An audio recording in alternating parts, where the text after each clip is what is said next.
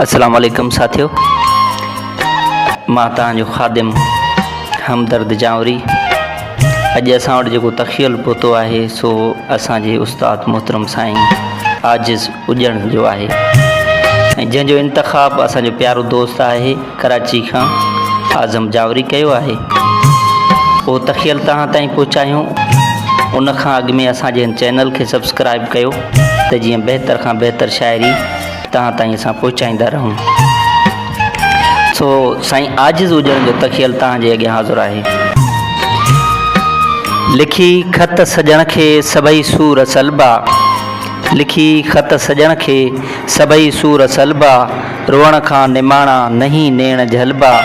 लिखी ख़त सजण खे सभई सूर सलबा, लिखी हाल अहवाल पंहिंजे ॾुखनि जो, लिखी हाल अहवाल पंहिंजे ॾुखनि जो, गमन गूंदरनि ऐं विछोड़नि वढनि जो, छुटल चाक दिलि जा वरी पाण छिलबा।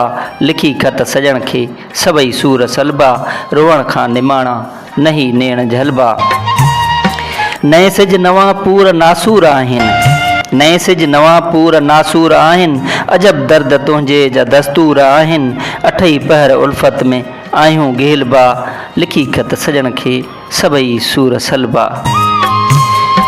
इजो मोट में ही लिखियो आहे अजीबन, इजो मोट में ही लिखियो आहे अजीबन, त आजिज़ असांखे निहोड़ियो नसीबन, हाणे दर्द दिलि जा पले कोन पलबा। लिखी ख़त सजण खे सभई सूर सलबा, रोअण खां निमाणा नहीं नेण झलबा। लिखी ख़त सजण खे सभई सूर सलबा, लिखी ख़त सजण खे सभई सूर सलबा।